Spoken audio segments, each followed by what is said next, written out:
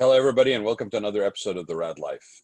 Today, I wanted to bring on a gentleman who is a friend and a fellow San Clementian, Chris Aitken, who is the chairman of the board of the San Clemente Downtown Business Association.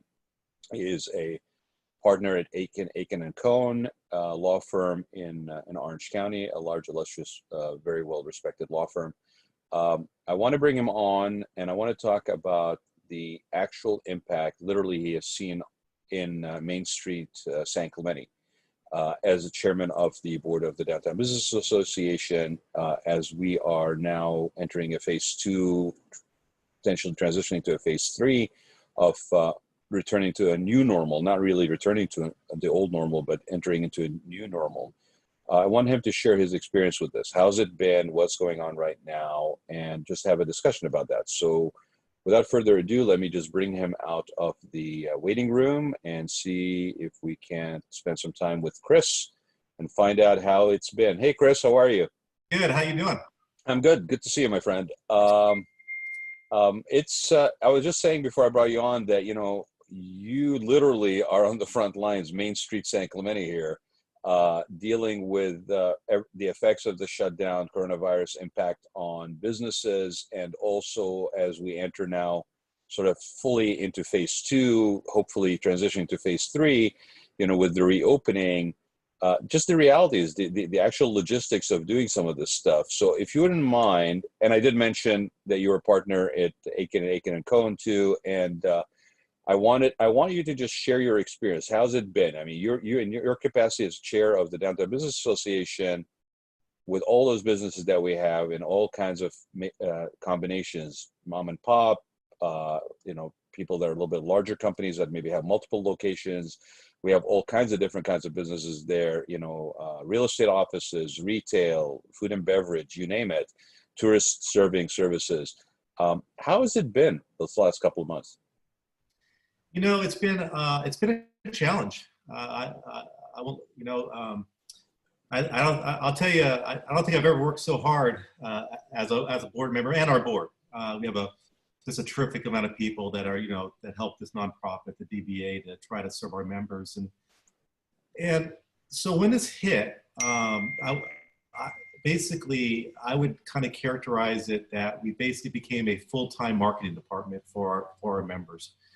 Our members really did not, a lot of them did not know how to deal with it, whether it's retail or restaurant. I mean, restaurants, were closed down, retail went to curbside, and then that's kind of developed as we go. But we've been trying to be really mindful, basically, to figure out how to market our businesses in this time, how to encourage them to be creative, whether it's online, whether it's we've done all kinds of things. We've done webinars. We've done free webinars. We've done business spotlights, anything virtual pop-ups. We've done everything we could do, basically, to bring their store or restaurant to the community again. Because one thing I absolutely believe and experience at San Clemente is that we support our local businesses. I think there's a lot of passion out there for that. So we've tried to figure that out and tried to respond to that need in a lot of different ways to help our member businesses. Well, and I'm sure that it wasn't consistent. Like everybody's reality, there was a moment when this first started where everybody was dealing with this like it had an equal impact on everybody, and it really didn't. It really depended on what kind of business person you were, how you basically operated your business, depending if you had reserves. One of the simplest ways that became a part of my conversations with people is if you've been through this before, like for some people, I mean, I remember 1991. I remember the real estate market basically tanking. I remember that we were lucky in California that we were on the end of that cycle, and so it didn't last too long, but it really lasted a lot longer across the country. I remember in 2008, that we've been through a number of these, not this global, not based on a medical situation or a medical crisis, but we've been through these. So if you're a business person that's been through a downturn before, you probably have a couple of things going for you. You probably have been operating your business with a certain amount of, residual memory of that in mind, probably. And so making some decisions in terms of reserves and maybe, how you basically handle your inventory, how stretched are you on your credit lines and so forth. And another layer is you also remember that you came out of it. Like you realize that you survived those and you will potentially survive these if you make the right decisions at the right moment. For some people, 2008 was 12 years ago, right? So some people may have been in business for 10 years and never really faced this reality. And the way that the economy had been going, it almost seemed like the party would never end. Like, nobody was ever going to show up with a bill and we'd just keep partying all the way through. I mean, for you and I, what I've been saying, Chris, is it reminded me of the 80s to a certain extent, like prior to this. Like, the party was never going to end. It was just going to keep going. And then somebody, like just in the 80s, shows up with a bill, and the matter of who's going to get stuck with it. And now, with coronavirus shows up, and that's the way they're carrying the bill. So a lot of people, I think at the beginning, thought that everybody was impacted the same, and obviously it wasn't. And you're dealing with a lot of members of the DBA. You're dealing with a lot of people from different perspectives. Some of them own their buildings, some of them don't. How difficult was it? I mean, you got to probably customize these assistances, right? I mean, you couldn't really deal with everybody the same way. No, we obviously looked at that, the different metrics. I mean, down in a downtown, obviously you certainly have a collaboration of retail and restaurants and service industries. So you're right. I don't think there's a one size fits all approach. However, what we did notice is that there were certainly some businesses that were just naturally just unprepared. They maybe they didn't have an online presence. Maybe they didn't have basically some of the skill sets. So what we tried to do, and we are doing at the DBA, is really try to supplement that and try to create value for our members. And so tell me more about that. What specifically have you guys been doing? Yeah, so I would say we've done a lot. I'll tell you, at the DBA, and I want to do a particular shout out to two board members, Vicki Wilson and Denise O'Donnell. Vicki's from Tax Pros, Denise is from Three Dog Bakery, and also some of the other board members. We basically, I will say there's been more creative ideas, and I think we provided more value to our members, frankly, honestly, than we ever have. And it's been a process. As far as the things that we've done, we've tried to make everything virtual. Let me give you an example. We've had now 2 virtual pop-up shops and going on a 3rd. Mickey, board member from Mickey's on Del Mar, and yeah, she's been on the show. Yeah, Mickey, and then we had Fiorina, a great retail shop right on Del Mar, that they did virtual pop-ups. So basically, it was a Facebook Live event that came into their stores when there's nobody in there that they would sell, and basically that they could promote their business. And we're going on our 3rd coming up. We've done webinars basically every week. I've moderated a webinar every week. I guess I'm doing a little bit of what you do. Maybe not as effectively, but I. Oh, stop. But I've been trying to become a Zoom master. And so we've been doing Zoom webinars and basically offer free webinars at what we think that will help them. We've done e-commerce. We've done a reopening one with my board member, Javier. We're starting to do a series that's coming up starting next week, where we're going to focus on restaurants, retail, service, and what are the rules of reopening, and what are some of the things you can consider. And so from the DBA, it's been, I think our nonprofit status and really helping people has been on its height, And other than that, I mean, we've done, through our e-newsletters, through, we've done, business spotlights. We've actually gone to the businesses. We've done a free promo video for them. And again, doing an interview like this, I've talked to our business owners and allowed them to go to our DBA network and partner with the Chamber of Commerce through the SAC Strong. So we've done a lot of, basically every creative way. Yeah, you've probably seen that at San Clemente, SAC Stay Strong. Basically every way we can to partner, to promote our businesses in ways that maybe they haven't thought of. We tried to step in and do absolutely everything we How, can. how has it been, Chris? I mean, how has it been well received widely? Are there still people that are somewhat hesitant maybe to embrace it? I mean, it would only be understandable. I mean, the nature of the downtown or any established, similar environment, there's a lot of multi-generational business ownership. There's, the way that we've been doing it. There's also, I think, a certain level of satisfaction with what level of success you're okay with, because, you're not necessarily operating like a large corporation with set targets every quarter. Like, the motivations are a little different. How has it been in terms of the receptiveness? Have people been receptive to it? It's really interesting. It's been mixed. I mean, the businesses that have engaged have been very, very appreciative. I think they've seen the value, et cetera.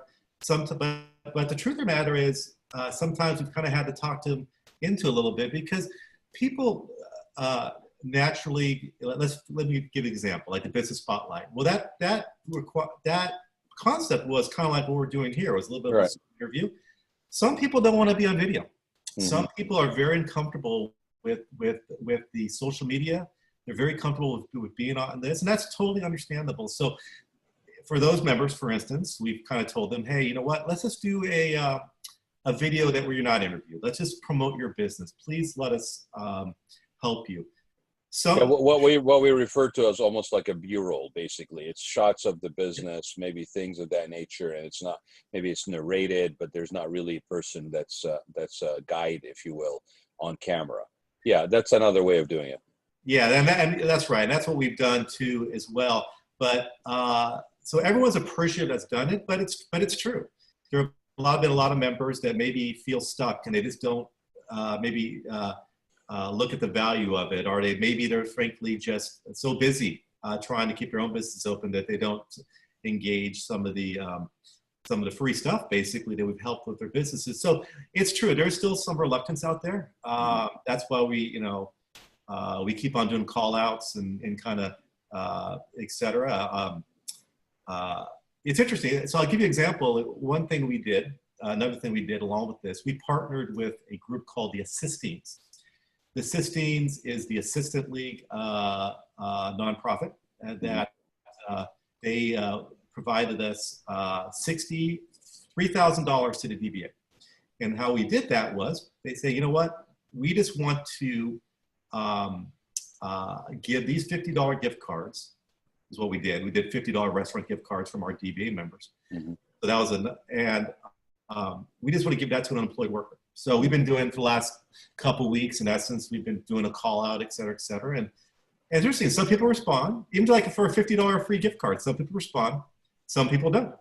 And so we still have gift cards to give. I'll tell you, we're going to do another promotion, but we've been able to give a lot of gift cards away from our DBA members' restaurants, from the Brussels Bistro or the Sunny's or the Casanos, right.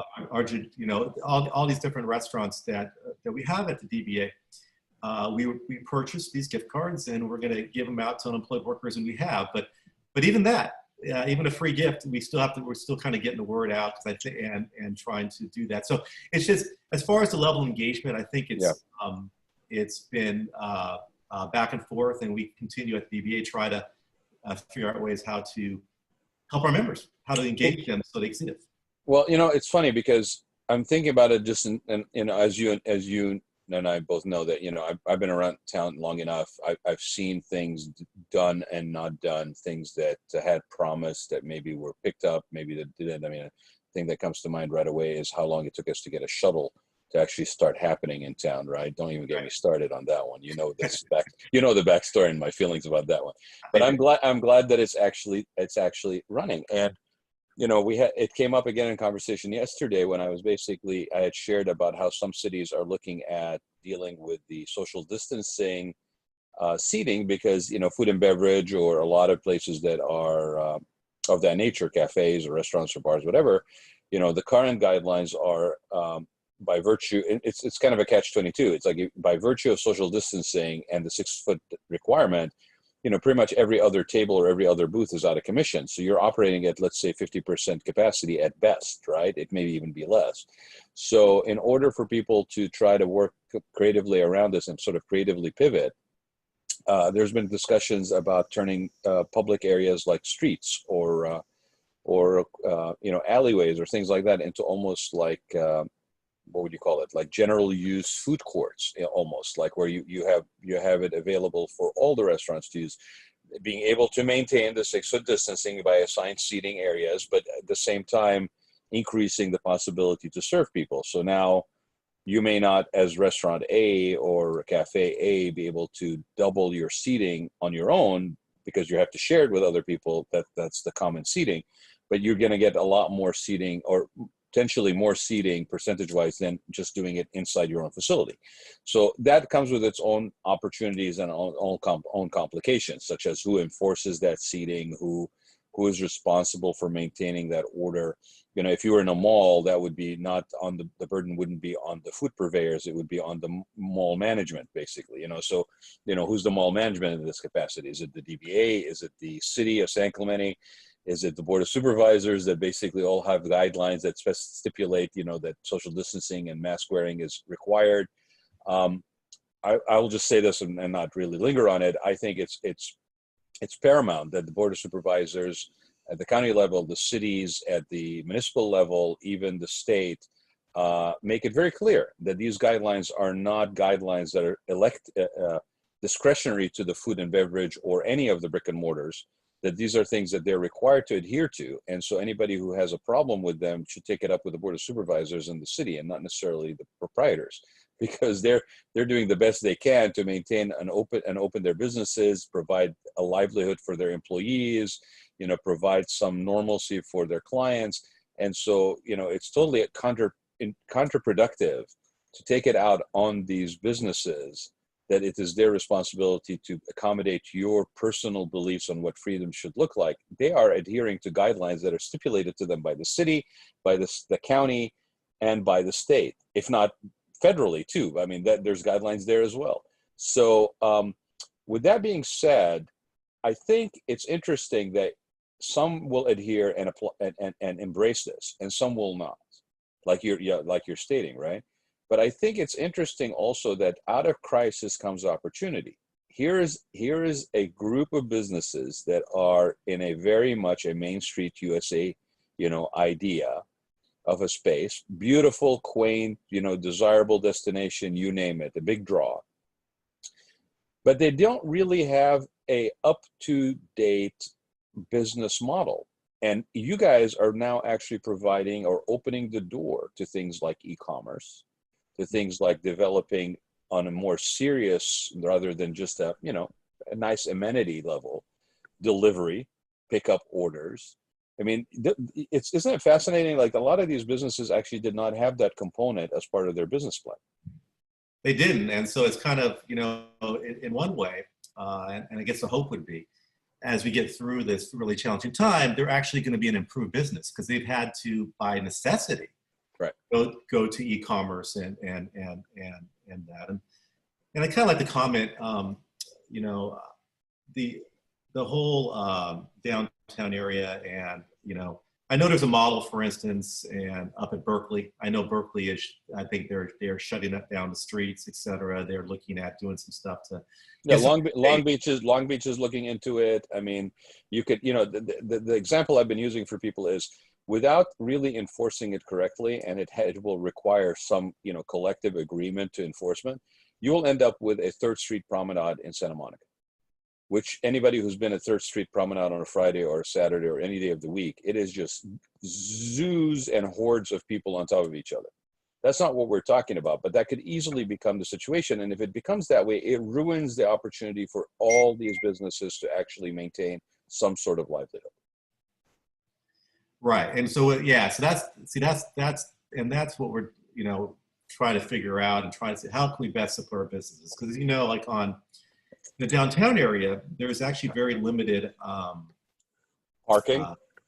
There's very limited patio area. There's very limited outside seating. It's a good thing we have a shuttle, isn't it?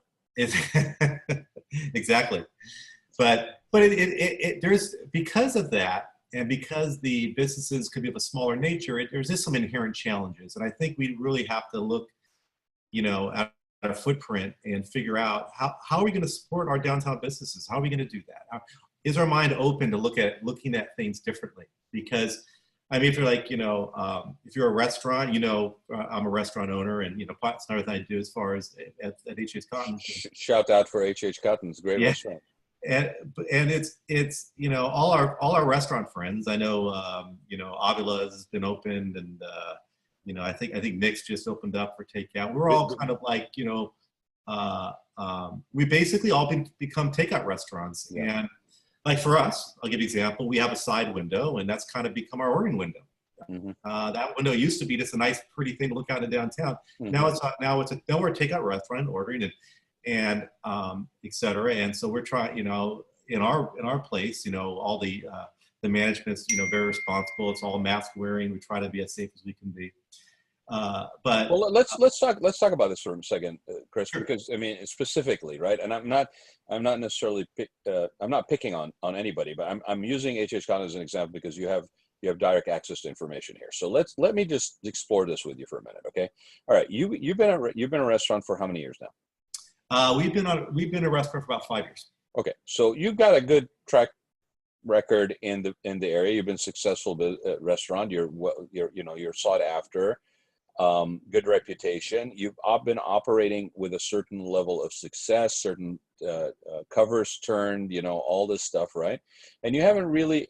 How much of your business prior to COVID would you say was pickup orders or delivery orders? How much of it was it? 5-10%. And why did you provide that service? Was it just in order to say that you had that ability to accommodate? I mean, was there a consciousness about we need to have pickup order, or is it just we should have that because some people may want it on a rare occasion? I think it's the latter. Obviously, we have a large footprint. We're a dine-in restaurant. It's what we are, and so it's but we do know people through the mediums want to have their delivery and takeout, etc. So it's mostly takeout. We really didn't do delivery. We did takeout, but that was really small print. It was just a nicety, though, right? It was just a nicety. Oh, absolutely. I mean, yeah, right. So isn't it interesting? So okay, so let's talk about this now. So now you don't have the dining. That's gone out. You don't have the ability to have people in. Now you are actually transitioning a little bit into a sort of a hybrid situation. But for a while, you were not able to do that. And so how much of your business would you say, I'm not going to compare to before COVID, but how much business did you do? Like, were you, how much pickup and business did you do? Just pick up before COVID? Yeah. No, after COVID. Like once you got hit, once you had to transition, what did that look like? How much business was it? Did you do a quarter of the volume that you were doing before? Or was it an eighth of the volume? Oh, okay. Yeah. I mean, well, so we just kind of basically, the truth of the matter is we just started. We reopened on Thursday, so we don't have a lot of metrics as far as to give, but I can tell you that obviously, or comparable restaurants around you that like, did you guys ever talk about that? Like how? It's drastically down. Obviously, if you turn your space into a pickup restaurant, and we, obviously we tailored our menu. We tried to be very, very good to give the items that we thought people liked, and that you also have to have an inventory and perishables, right? I mean, you can't carry everything. Yeah. No, all of that. So we've had to do a completely new concept, and try to adapt to this, and it has challenges. It's going to have. The truth of the matter is, it's going to have the challenges for all restaurants for a lot of different reasons. Would you keep some of this after you go to more of a normalcy? I guess my question to you is, given the fact that it used to be a nicety before, now you've basically been thrown into the deep end of this sort of pickup business, and it wasn't your primary concept or the way you basically business plan before when you opened. Is this likely something that you will continue to expand or at least operate wider than you used to before, or is it something that's just a temporary fix and you'll go back to the normal operations as soon as possible? I mean, the truth of the matter is we're still sorting it out, but I'll say this. I think that, we're very mindful that this is going to last a long time. So I think it's going to be a major footprint for our business going forward. I mean, people are going to have different reactions. I mean, we're obviously fully compliant with all city and county and state, et cetera. But we're very mindful that we're in here this for the long haul. So I think this is going to be our footprint for quite a long time because people are going to have different opinions and they're going to have different feelings that they feel comfortable going out, and that's their absolute right to do that. I mean, I can, from my perspective, I mean, I'm very strict with that. I got some vulnerable at home, and that's like me. Yeah, I have the same thing with my folks. Yeah, right. Yeah, so we're mindful of that. So we have to. So bottom line is for that we're going to basically provide this model for the foreseeable future, and then of course we'll be following all county and state guidelines, and that will guide that. We've already gotten some as well as far as what the footprint's going to work from the governor. When that does happen, and I think we're probably a long time away. I don't know, but and that's assuming that we don't have another spike, we don't have any other disrupting thing that happens. I mean, we got 4th of July coming up, we got Memorial Day. I mean, we could take a turn at any point. But to your point, I don't think this is going. This aspect of COVID, if you will, or a medical threat of some nature, I don't think it's going to go away anytime soon. I mean, at best, what I'm hearing is 2 years it's going to be around, and some degree of personal regimen of wellness and protection, I think, will be something that will be part of reality for everybody. The thing that's interesting about this, and again, using this example of food and beverage, is whereas a lot of people probably did not think of doing this, I think it's interesting how this could be an opportunity for some businesses to actually develop their pickup and maybe even delivery. I know a lot of people basically begrudgingly offered it as an amenity because there's a lot of margins on the sales that were going to Grubhub and DoorDash and all that stuff. But you know what I've seen? I've seen some cases for some people who basically have now gotten their own little electric car and they're doing their own deliveries. Like, if there's enough volume in it that it justifies the ability to maybe do that. Maybe a downtown area basically does its own deliveries for multiple restaurants. Like, I mean, maybe there's a collaboration effort that could go into that. It's an interesting situation. The one thing I want to ask you, because this thing has really just been like I am curious as heck, okay, about this. Okay. Now, and you and I have shared a couple of beers on St. Patty's Day, so I'm just going to go there, right? Okay.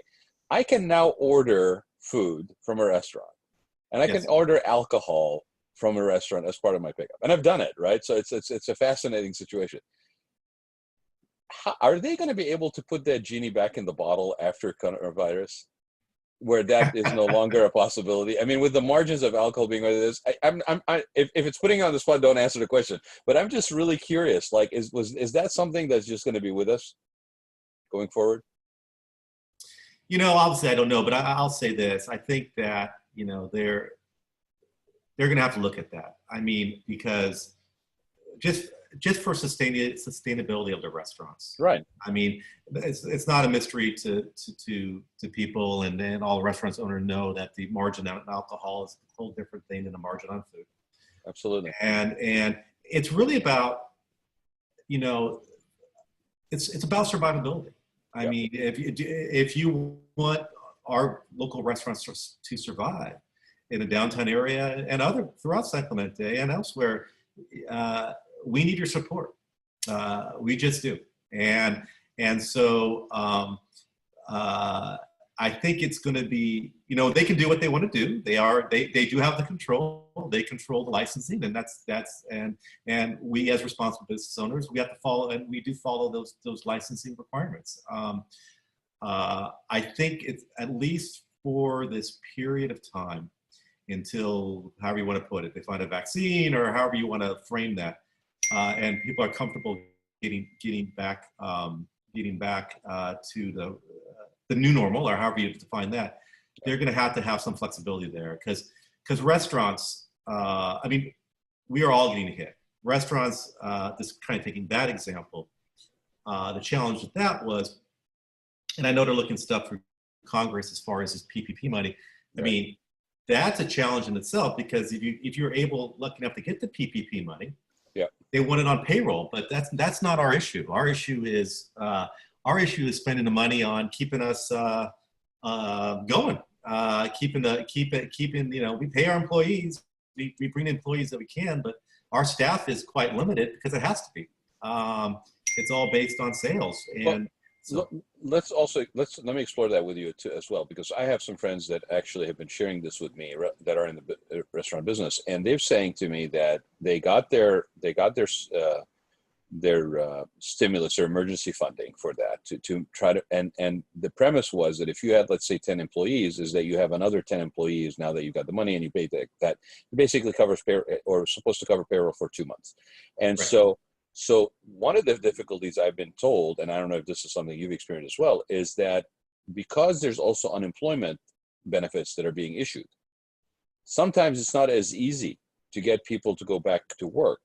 Right. Like, some people are having difficulty getting those people back to work. So now, if you can't get them back to work, those businesses are now saddled with a loan, basically, that is not forgivable. And so that, again, depending on the nature of the business and how it's structured, could become a problem as well. I mean, this is not not an easy path to navigate, and there's so many layers to it. And so, again, I go back to this, this premise that I've seen, unfortunately, some people take it out on the businesses when it comes to them needing to maintain, or be in keeping with guidelines that are dictated by the state, by the county, by the cities. If you're interested in supporting businesses that are brick and mortar mom and pops, businesses that have been sheltered for the better part of the last 2 months, and now they're having an opportunity to basically stick their head out of the ground and maybe take a breath, you may want to think twice before you come down on them for basically doing exactly what they need to do in order to sustain their livelihood and those of their employees. It's not them. You got a bone to pick. Go to the board of supervisors, go to the city council, go to the state. But you can't say, I support the businesses reopening, please reopen right away, and then basically find fault with them, because they're doing everything they can, regardless whether the food and beverage. I mean, I've seen sad stories with just retail.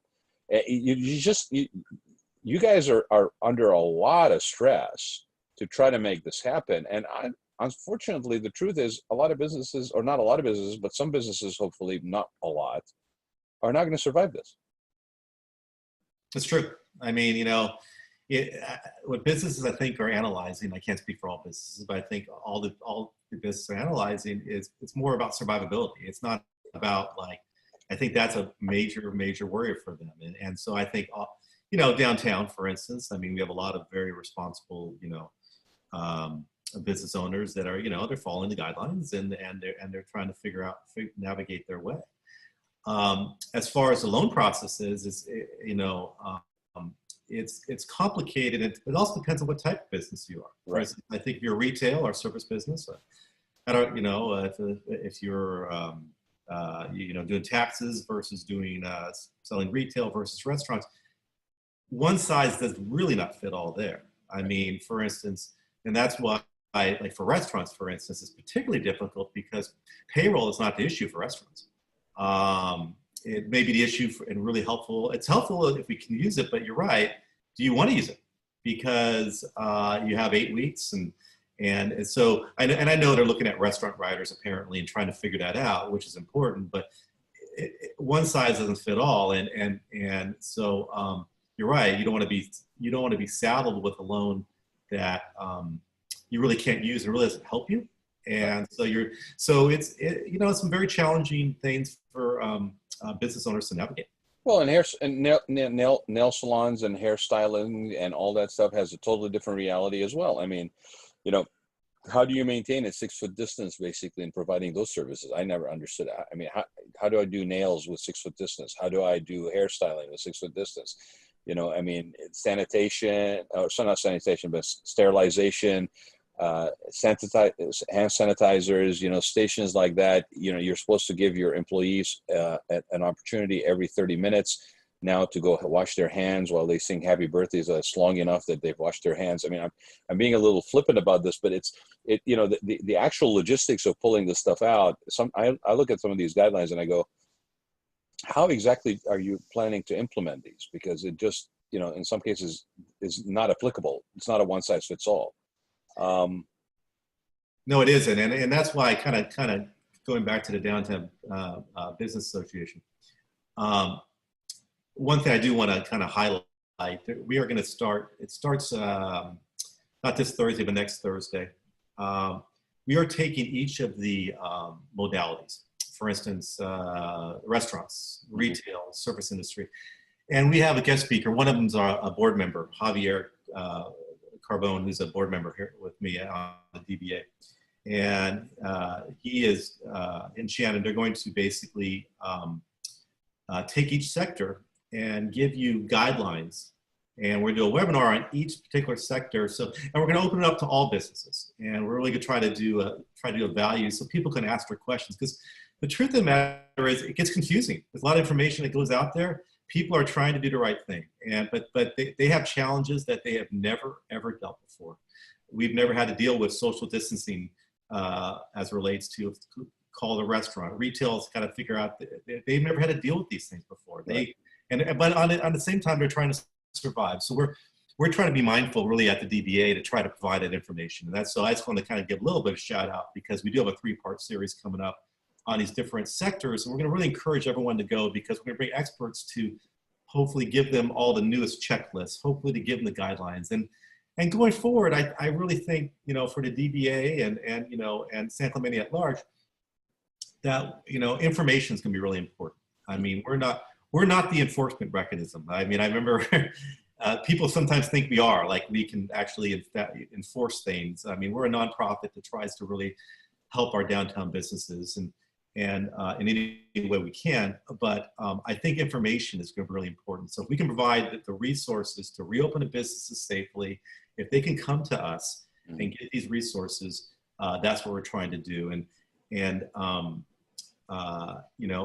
just one more thing I'd like to say as far as the shout out, we have completely redesigned our website. And I'm not saying that for a web design pitch, but the reason I'm saying that is everything that we do now is fully on our website.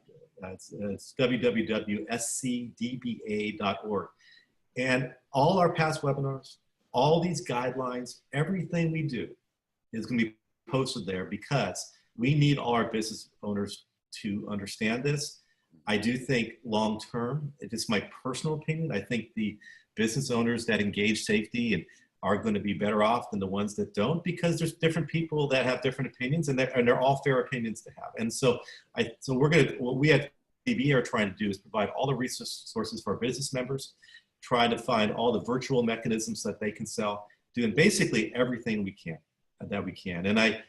And the truth of the matter is, though, and kind of to put it out there is, we're going to need your support. San Clemente, we need your support. I mean, whether you join us as a member, whether you will donate to us at some, we've lost our revenue opportunities. I mean, the car show and the Glitz. Well, yeah. The car show, it's our 25th anniversary car show. We're very excited about. Well, obviously we shut down the car show. It's going to go next year, which the revenue producing. The Glitz that everyone loves is December. Will we be able to do the Glitz in December? I mean, only time will tell. Maybe not. So what we've done, though, on the positive side, and I know the Ocean Festival, for instance, just announced that they, Peggy, bless their hearts, they're in the same position we are.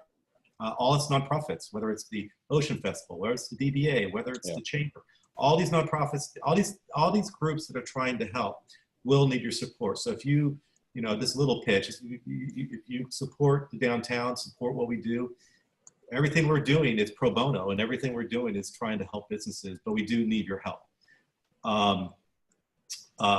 With the closures, though, like the car show, what we did with the city is we have reserved, I'll tell you right now, we've reserved a date in mid-September for a street closure. And we're now talking on the board about what that can be.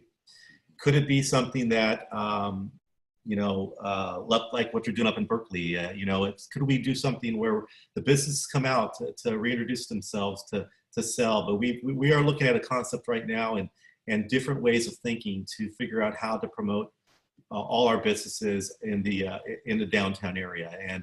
And that, whether it's Del Mar, El Camino, et cetera, it's the whole downtown area. And, and we're trying to figure that out because the businesses need our help. So we are thinking differently. The car show is being replaced with this closure that we're looking at the concept, and we're trying to figure out something that supports our businesses. So we're still out there, and we are working hard for you, but we have to work differently for you, and we're welcoming you to use our services to try to help you.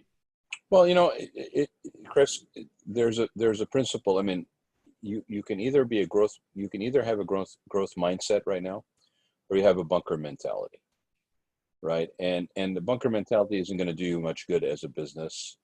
It's understandable that you may go through that as a phase, but the sooner you get out of that bunker mentality and get into some sort of creative pivoting and a growth mindset, the better off you are, because that's the only way you're going to sustain a business. And that requires not having attachment to things that may not be working for you right now, and actually maybe opening yourself up to things. And I'm really, really happy to see the DBA take the leadership role in what you guys are doing. Kudos to you and to your board, because it's really something nice to see happen in town. Okay. And the fact that you guys are doing this where it's pro bono, I mean, you and I were talking about, the reality of our lives these days is there's such terminology in it that never existed maybe 2 weeks ago. I mean, there's a terminology now around called distance shaming. I mean, distance shaming, and distance shaming can work both ways, by the way. You're keeping too much distance, so I'm shaming you for why are you staying so far away? What are you, a scaredy cat, Or you're too close to me, so you need to step away. Why are you so close to me? You're not respecting my space and my sense of public safety. So we have things that are new realities that we're dealing with, and we can't necessarily only hold on to the way we did things, the old way we did things. I mean, I saw a beautiful concept the other day where somebody took a parking lot and turned it into a makeshift drive-in movie, where people were sequestered in their cars and but basically through Bluetooth were watching a movie together. And I'm like, well, here comes the concept of drive-in movie theaters again, right? Right. Maybe there's 3 restaurants that are basically delivering to your car, while you're sitting at the movie theater, in the parking lot. So, I mean, we gotta basically be willing to go there. We gotta basically say why not instead of why these days. And I'm really excited about this new series you're talking about too, that's really kind of addressing this one, not one size fits all, by actually addressing the different sectors and the nuances that are different for each one of those sectors. People can find out, like you mentioned, if anybody's interested in finding out more about the Downtown Business Association, it's scdba.org. Their website has been revamped. I just spent about 20 minutes looking at it, and it's really very nicely done. So congrats to you guys as well on that one. Yeah, absolutely. Appreciate that. Yeah. It's very informative. It has a lot of this stuff. Obviously, it'll have more as you guys develop the digital content going forward.